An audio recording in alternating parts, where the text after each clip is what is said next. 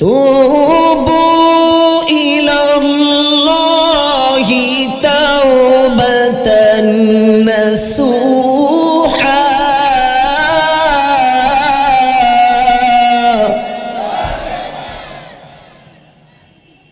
আল্লাহ তাআলা বলছেন, ইয়া আইয়ুহাল্লাযীনা আমানুত্তাকুল্লাহ, আবার আমানু তুবু ইলাল্লাহ, হে ঈমানদারেরা তোমরা তওবা করো। কি করো?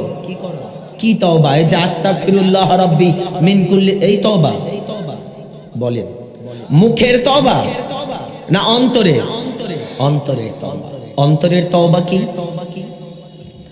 আল্লাহ, আমি এই অন্যায়টা করেছি, আজ তওবা করলাম, আমি আর জীবনে কখনো এই অন্যায় করব না, আমি আর কোনোদিন বেঁচে থাকতে অন্যায়ের সাথে জড়িত হব না, তুমি আমাকে মাফ করে দাও, ক্ষমা করে দাও। আল্লাহ তুমি রহমান, তুমি রহিম, তুমি দয়ালু, তুমি মেহেরবান, তুমি করুণাময়, তুমি প্রেমময়, আমাকে ক্ষমা করে দাও, আমি আর এই অন্যায়টা কোনোদিন বলেন করব না। এটার নাম তওবা। কোন ব্যক্তি যখন অন্তর দিয়ে তওবা করে, আল্লাহ তাআলার রহমতের দরিয়ায় জোশ মেরে যায়। আল্লাহ তাআলা সহ্য করতে পারেন না বান্দার পিছনের সমস্ত গুনাহগুলি আল্লাহ মাফ করে তাকে দুনিয়ায় জান্নাতি মানুষ বানিয়ে দেন। তওবা করলে লাভ না লস? লাভ। আমরা আজ এখান থেকে তওবা করে মোনাজাত দিয়ে তাবারক আছে না?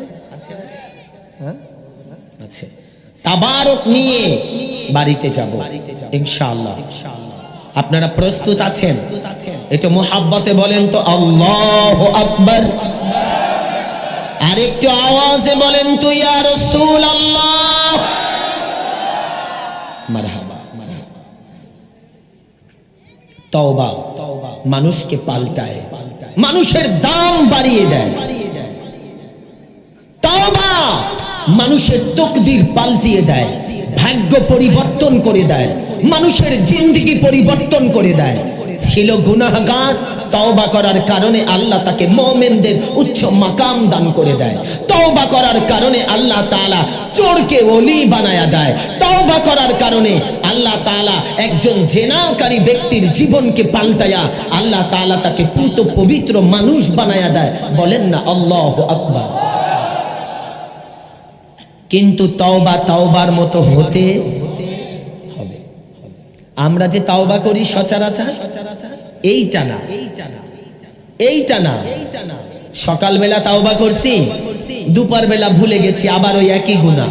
এটাকে কি তওবা বলে? এটাকে বলে ধোঁকা। এটা কি? ধোঁকা। আমরা এই ধোঁকা করব না। আল্লাহকে কখনো ধোঁকা দেওয়া যায় না, ধোঁকায় নিজে পড়তে হয়, নিজে পড়তে হয়। খুব খেয়াল। বন্ধুরা, ভাইয়েরা, বাবারা, গভীর মনোযোগ অন্তরের কানটা লাগান। আল্লাহ সুবহানাহু ওয়া তাআলার পেয়ারা মাহবুব রাহমাতাল লিল আলামিন নবী কামলিওয়ালার একজন সাহাবী, ওনার নাম হযরতে ফারুক আযম রাদিয়াল্লাহু তাআলা, যিনি অর্ধ জাহানের বাদশা ছিলেন। কতটুকু? অর্ধ জাহান বুঝেন তো? অর্ধেকটা পৃথিবী। আল্লাহ তাআলার পেয়ারা মাহবুব নবী কামলিওয়ালার সাহাবী খলিফাতুল মুসলিমিন হযরতে ফারুক আযম রাদিয়াল্লাহু তাআলা, তিনি বড় দামি মানুষ ছিলেন। তার শাসন ব্যবস্থা পৃথিবীর ইতিহাসে সবচাইতে কঠিনতম শাসন ব্যবস্থা ছিল, যার শাসন ব্যবস্থার সময় শয়তান পর্যন্ত মানুষদেরকে নামাজের সময় ঘুম থেকে জাগায়া দিত। আরো আসতে বলেন, কে জাগাইতো? শয়তানদের চিনেন? খুব ভালো মানুষ না? কথা কয় না। শয়তান কি ভালো না? কিন্তু সে মানুষদেরকে ঘুম থেকে জাগিয়ে দিত। কেন? ওই যে উমর ফারুক রাদিয়াল্লাহু তাআলা আনহু আছেন বুখারী শরীফে জিহাদ চ্যাপ্টারের ভিতরে দেখলাম ফারুক আজম রাদিয়াল্লাহু তাআলা আনহু যখন রাস্তা দিয়ে হাঁটতেন ওই রাস্তায় শয়তান প্রবেশ করত না। যেই রাস্তায় ফারুক আজম রাদিয়াল্লাহু তাআলা আনহু চলতেন রাস্তায় শয়তান প্রবেশ করত না। এত বড় আল্লাহ তাআলার পছন্দের বান্দা ছিলেন, রাহমাতাল লিল আলামিন, নবী কামলিওয়ালা, প্রিয় সাহাবী, অর্ধ জাহানের বাদশা। কিন্তু সারা রাত এলাকার প্রতিটা ঘরে ঘরে ঘুরিয়া মানুষদের খবর নিত কে কেমন আছে। কেউ বিপদে থাকলে তার বিপদে ঝাঁপিয়ে পড়ত, আর কেউ যদি কখনো অন্যায় জুলুম কাজে লিপ্ত হতো তাকে সঙ্গে সঙ্গে প্রতিহত করত। যেটা কোরআনুল কারিমে 4 নাম্বার পারায় আল্লাহ তাআলা বড় চমৎকার করে বলেছেন, কুনতুম খায়রা উম্মাতিন উখরিজাত লিন-নাস তা'মুরুনা বিল মা'রুফ ওয়া তানহাউনা আনিল মুনকার। সৎ কাজের আদেশ, অসৎ কাজে নিষেধ। বলেন, অসৎ কাজে নিষেধ। এটা করতেন। একদিনের ঘটনা, রাস্তার কিনারা দিয়ে সুবহে সাদেকের আগের সময় দিকে তিনি রওনা করছেন। প্রতিটা গলিতে গলিতে ঘুরে বেড়ায়। আর আমার দেশের নেতা ফজরের আজান দেয় কখন টের পায় না। কি 10টায় সকাল হয়, এমনও লোক আছে না নাই?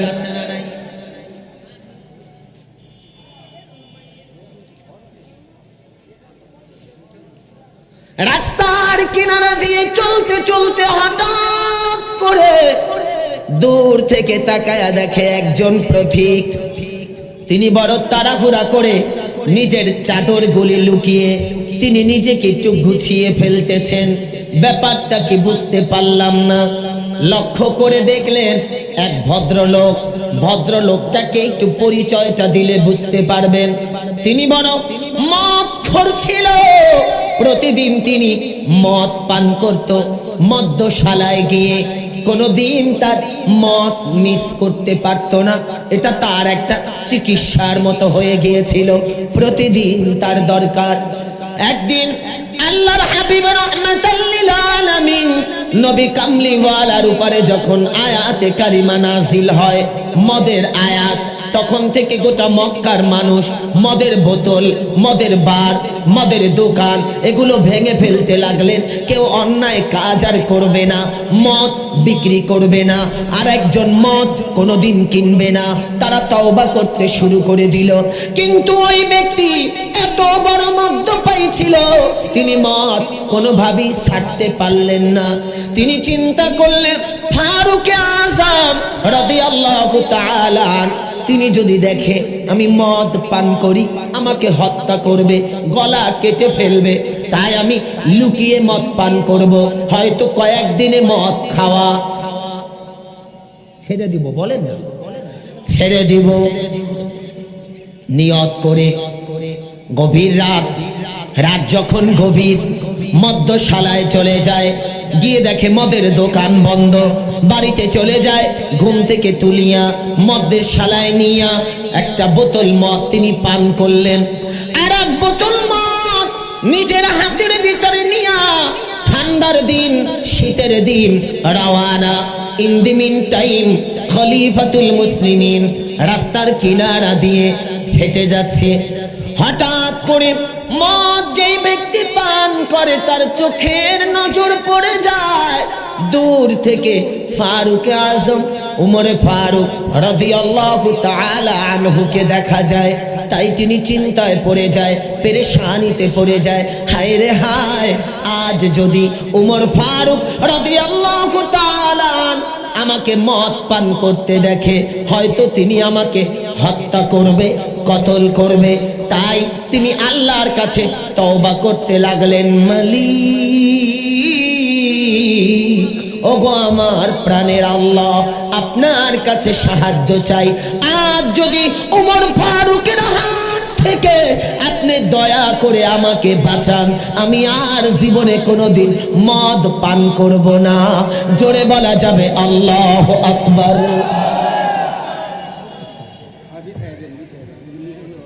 এখানে কেউ নাই? চা দাও, বসে বসে।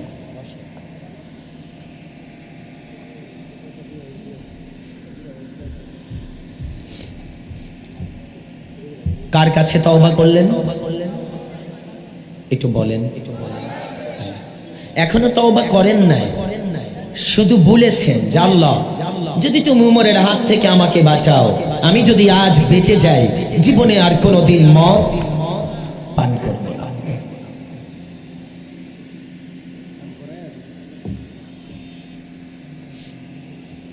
কিছুক্ষণের ভিতরে ফারুক আযম রাদিয়াল্লাহু তাআলা আস্তে আস্তে আস্তে আস্তে একেবারে ওই আগন্তুক যুবকের কিনারায় আয়েশা তাকায়া দেখে যুবক ছটফট করতেছে। একবার চাদর লুকায়, আর একবার বোতলটা লুকায়, একবার ভূগোল জেগে যায়, আর একবার ভূগোলটা চেপে ধরে। ফারুক আযম ডাক দিয়া বলে, যুবক, ব্যাপারটা বুঝতে পারলাম না, তুমি এমন কেন করছো? কি অন্যায়, কি অপরাধ? বলে, হুজুর, বিশ্বাস করেন আমি মদ খাই নাই। সুবহানাল্লাহ। আমাদের দেশি ভাষায় বলে চোরের মনে।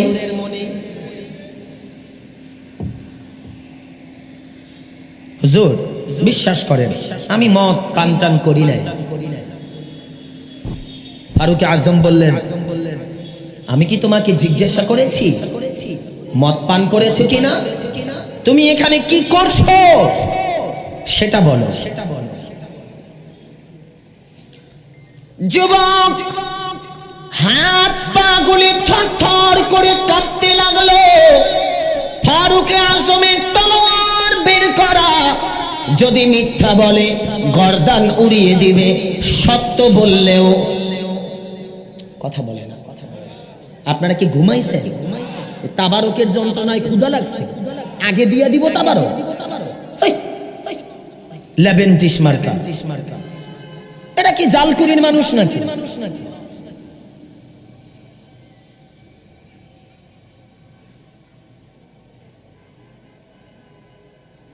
বন্ধুরা, ভাইয়েরা, বাবারা, ফারুক আযম রাদিয়াল্লাহু তাআলা একটা ডাক দিয়ে বলে, যুবক,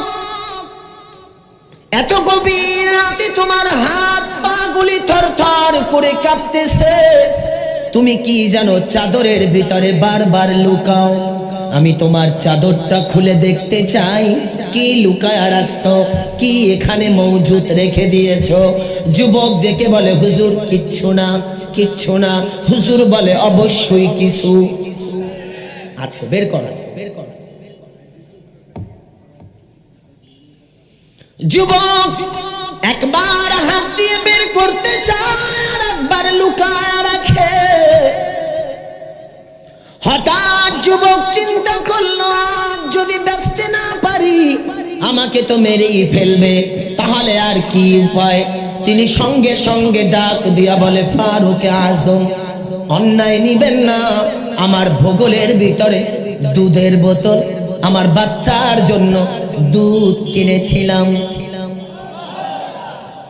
কি কিনছে? আপনারা বলেন সত্য না মিথ্যা? মিথ্যা। তিনি মিথ্যা কথাটা বললেন। ফারুক আযম তলোয়ার বের করে রেখে বলে, যুবক, যদি আজ মিথ্যা কথা বলো, আমি তোমার গর্দানটা উড়িয়ে দিব, আর যদি সত্য হয় তোমাকে যেতে দিব, তোমাকে আমি ছেড়ে দিব। হাত পা গুলি থরথর করে কাঁপতেছে। হাদিসের ভিতরে পাওয়া যায় তার চক্ষু বেয়ে বেয়ে ঝরঝর করে অঝরে পানি পড়ছে, চক্ষুগুলো লাল বর্ণ হয়ে গেছে। ঠোঁটগুলি লাল হয়ে গেছে, ভয়ে বুকটা ধরপড় করছে। ফারুক আজম বলে, চাদর সরাও, আমি দেখতে চাই তোমার দুধের বোতলটা। এবারে ও সরায় না। ফারুক আজম বলে, দেখবই। যখন চাদরটা সরাইছে, নিজের অজান্তে, নিজের জানা নাই, ভয়ে ভয়ে চাদরটা সরায় ওখান থেকে মদের বোতলটা বের করে ফারুক আজমের হাতের ভিতরে দিলেন। কিন্তু ততক্ষণে আমার আল্লাহ তাআলা রহমতের দরিয়ায় জোশ মেরে গেছে। আল্লাহ বলেন, লা তাকুনাতু মির রাহমাতিল্লাহ।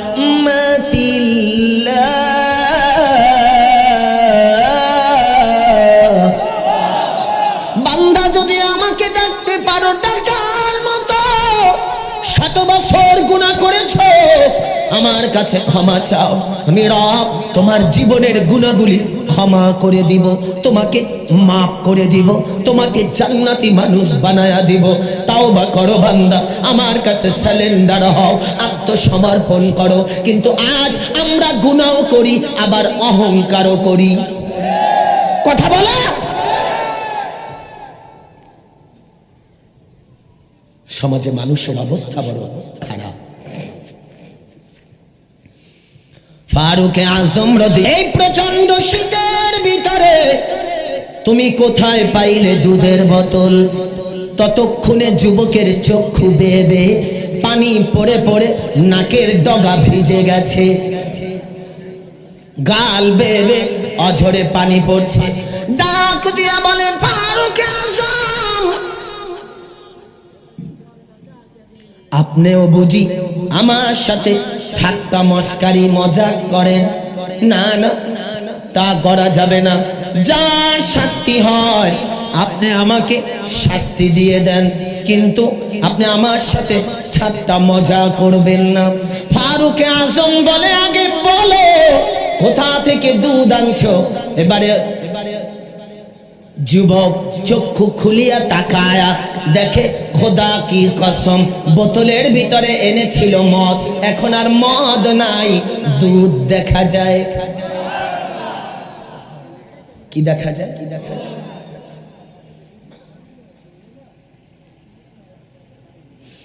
একটা চিৎকার দিয়া বলে, ফারুক আজম, ব্যাপারটা বুঝতে পারলাম না, বোতল কি আপনি পাল্টায়া দিছেন?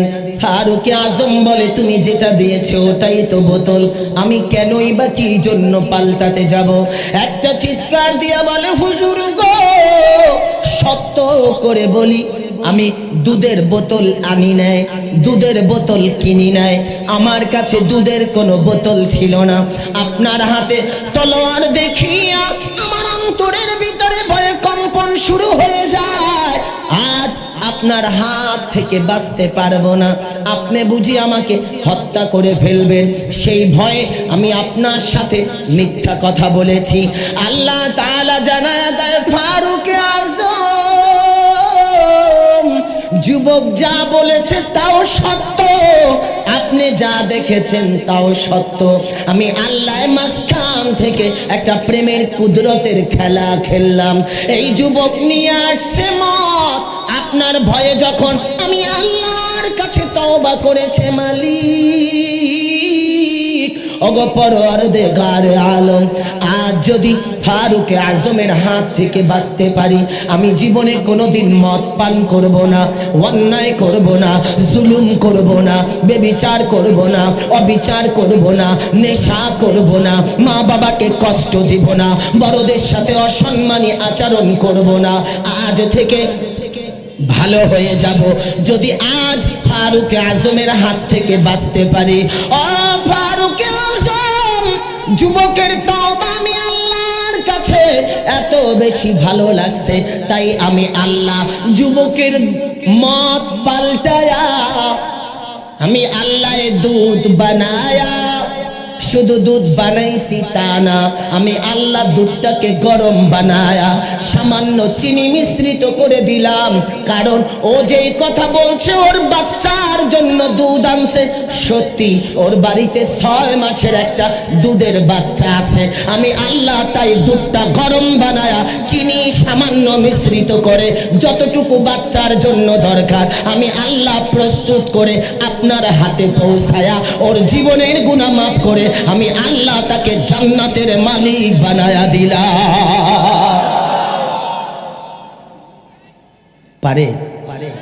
বলেন বলেন, পারে? আজ এখানেও তো কেউ আসতে পারে মদ পান করে, পারে না? ধূমপান করে আসতে পারে না? পারে না? গুনার কাজ করে আসতে পারে না? পারে না? আমরা যদি আল্লাহর কাছে আজ এখান থেকে এই মাহফিল থেকে জান্নাতের বাগান থেকে তওবা করি, রব কি বাড়িতে যাওয়ার আগে আমাদেরকে মাফ করে দিতে পারে না? পারে না? শুধু একটা অন্তরের ব্যাপার, শুধু একটা পুত পবিত্র সাচ্চা হৃদয়ের দরকার। ওটাই তো আমাদের নাই।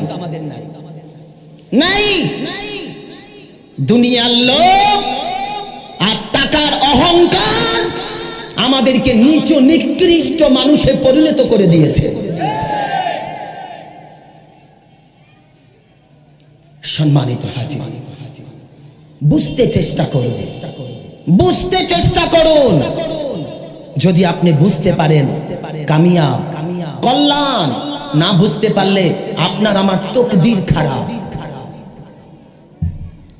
পায়ে হাত দিয়ে বলবো, অনুরোধ রাখবো, একটু আমলের নিয়তে বাড়িতে কিছু নিয়ে যাওয়ার নিয়তে বসুন। কাজে আসতে পারে, শুধু মাহফিলে আসলাম আর গেলাম, এতে কোনো ফায়দা আছে? শুনুন বন্ধুরা, ভাইয়েরা, বাবারা, বনি ইসরাইল গোত্রের একটা ঘটনা আপনাদের মাঝে তুলে ধরতে চাই তওবা সম্পর্কে। বলবো? রাগ করবে? দুই যুবক বন্ধু, ওই দুই যুবক মিলে একটা এরাদা করলো, শোনো আজ থেকে আমরা যে যে কাজ করি, কাজ করার পরে বাড়িতে ফিরে একদিন তুমি খাবার দাবার রান্না করবা, আমরা দুজন খাবো, আর একদিন আমি রান্না করব, আমরা দুজন খাবো। ভাগাভাগি তো বুঝেন করে নিলেন। আমি কিন্তু ওয়াজ না, আজকের ওয়াজ না, আপনাদেরকে একটু বুঝানোর চেষ্টা করেছি। পর্দার আড়ালে আমার জান্নাতি মা বোনদেরকে বলবো, আম্মা জান, কলিজার টুকরা যুবক, আমার মুরব্বী বাবারা, আমি কে, আমি কোন মসজিদের হুজুর, আমি এইটা না দেখে আমি কি কথাগুলি বলছি ওগুলো গুরুত্ব দেন, না হয় আপনি বুঝবেন না। আমার সাথে আপনার শত্রুতামি থাকতে পারে, কোরআন হাদিসের সাথে তো আর শত্রুতামি নেই। আছে? তকদির পুড়িয়েন না।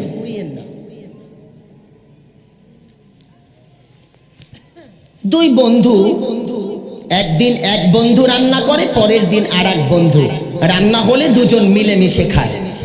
কিন্তু দ্বিতীয় বন্ধু যেই দিন রান্না শুরু করলো, আশ্চর্য, শুয়ে শুয়ে তাকায়া দেখতেছে যে দ্বিতীয় বন্ধু রান্না করে, চুলার আগুন বাতাসে নিভে যায়।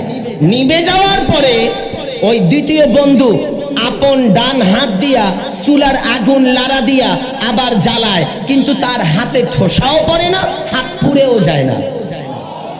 আরো আসতে বলেন, আপনি আমি পারবো আগুন লাড়া দিতে? না, সামান্য মোমের ফোঁটা পড়লেই তো চিল্লা পাল্লা।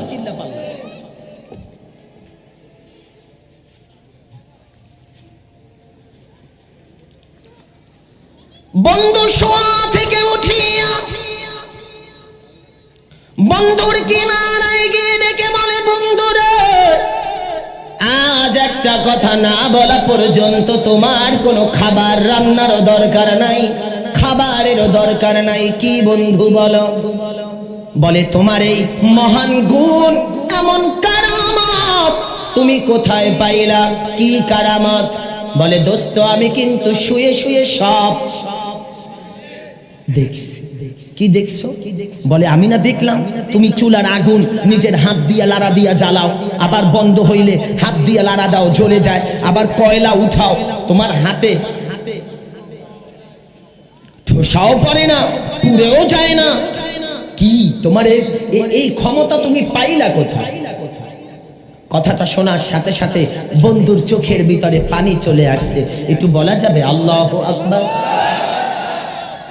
আজকে আমাদের তো আর চোখে পানি নাই, টেনশন আপনাদের নাই, কারণ এখন পিটাইলেও চোখের পানি আয় না। সত্য না মিথ্যা? খালি মুরব্বিটি ওই টিভির নাটক দেখা কান্দে,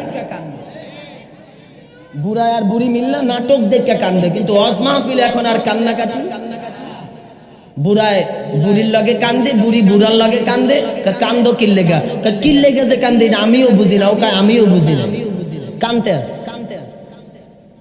সমাজ আজ পরিবর্তন, কবে হবে জানি না, কবে ফারুকে আজমের মতো কেউ হবে জানা নেই।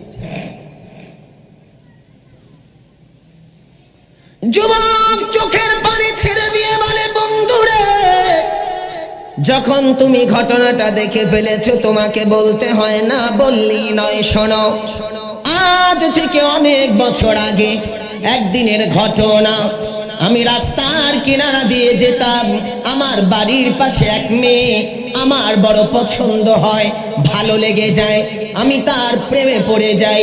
অতঃপর আমি তাকে প্রস্তাব দিলে তিনি প্রত্যাখ্যান করে দেয়, না আমি আল্লাহওয়ালা স্বামী ব্যতীত, পুরুষ ব্যতীত জীবনে কোনোদিন বিবাহ করব না, কারো সাথে অবৈধ কোনো সম্পর্ক।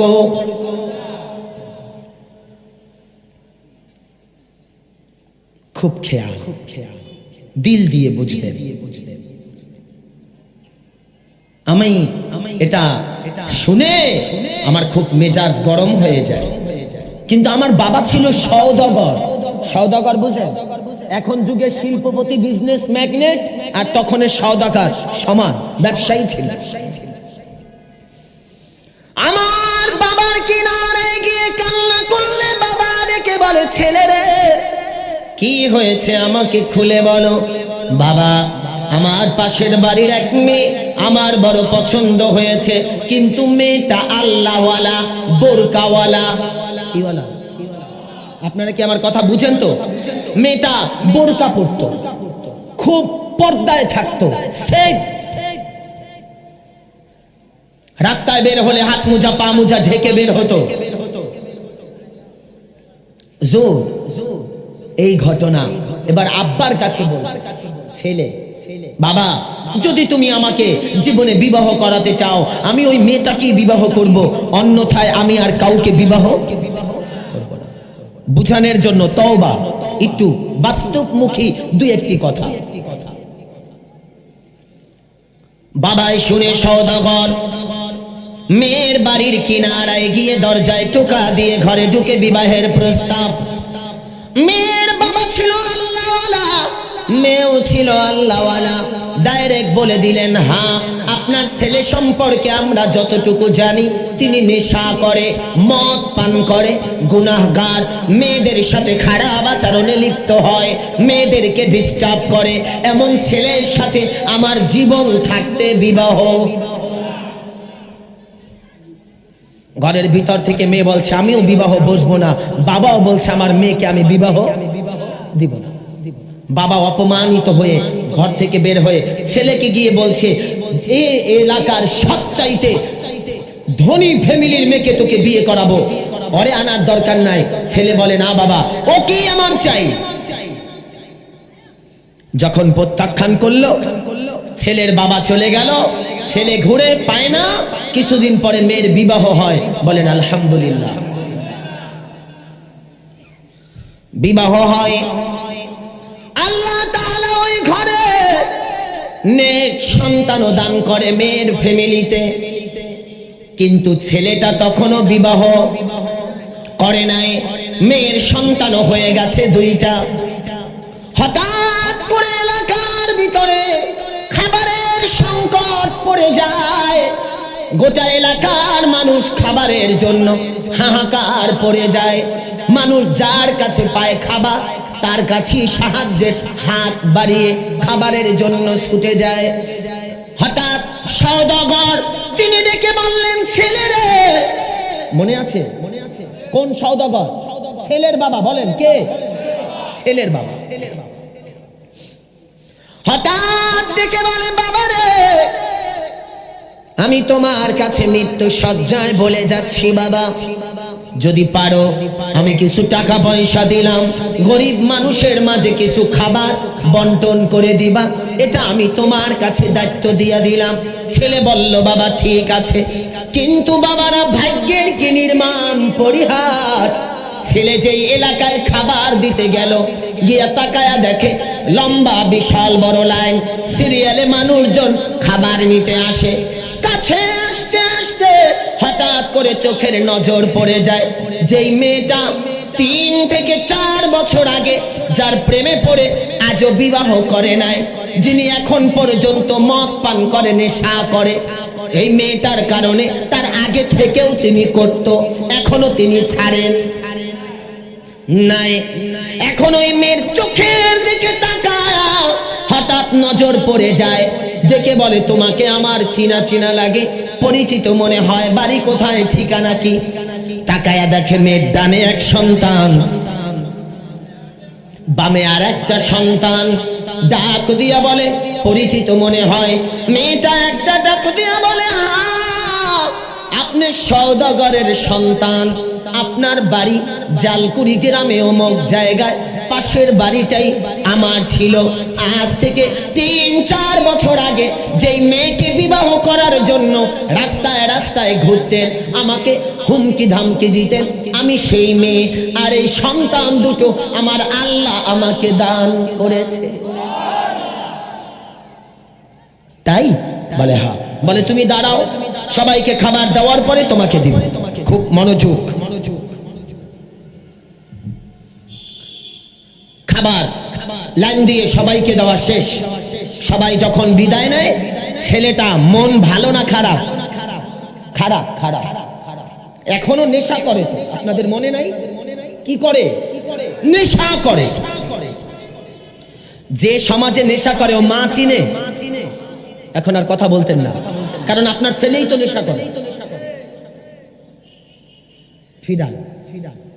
ফিরান আব্বা। ও ভাই যুবক, নেশা করিও না। যুবক, নেশা মানুষকে ধ্বংস করে দেয়, মায়ের কদর বুঝতে দেয় না, স্ত্রীর মর্যাদা বুঝতে দেয় না, সন্তানের হক আদায় করতে দেয় না, ভাই ভাইয়ের হক আদায় করতে দেয় না। নেশা মানুষকে ধ্বংস করে দেয়।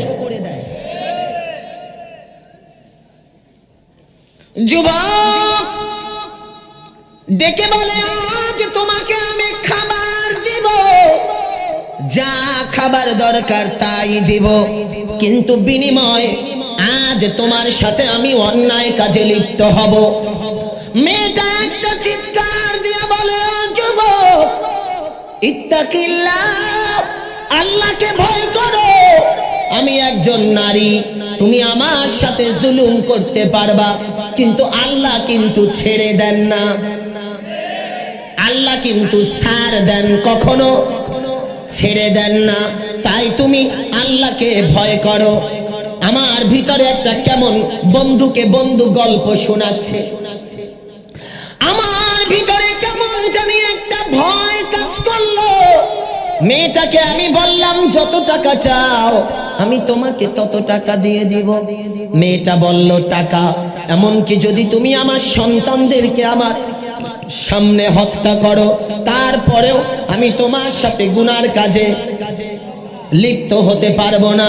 এমনকি যদি তুমি আমাকে হত্যা করো, খাবার না খেয়ে যদি আমি মারা যাই, তারপরেও আমি তোমার সাথে গুনার কাজে লিপ্ত হতে পারবো না। পর্দার আড়ালে আমার মা বোনদেরকে বলবো, একটু দিলটা নরম করে কথাটা বোঝার জন্য।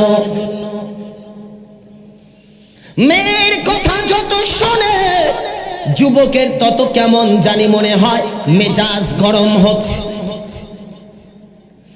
হঠাৎ করে আমি মেয়ের ডান হাত শক্ত করে যখন ধরলাম, মেয়েটা একটা চিৎকার দিয়া বলে, আল্লাহ, আমি তোমার নবী কামলিওয়ালার বংশধর, আওলাদে রাসূল। আরো জোরে, আল্লাহ গো আমি তোমার নবী কামলিওয়ালার বংশধর, আওলাদে রাসূল। আমার সতীত্বের জিম্মাদার, আমার ইজ্জতের জিম্মাদার তুমি রব্বে কারীমের কুদরতি হাতে। তুমি আমাকে সাহায্য করো, তুমি আমাকে বাঁচাও, তুমি আমাকে রক্ষা করো। ও বন্ধু, মেয়েটা চিৎকার দিয়ে কথাটা বলতে দেরি, হঠাৎ করে তাকায়া দেখি আমার হাত প্যারালাইজড হয়ে গেছে, হাত আর নড়াচড়া করতে পারি না। ধরেছিলাম হাত, এখন হাতটা ছুটে পড়ে যায়, আমি উঠাতে পারি না, নাড়াতে পারি না। আমি যখন হাত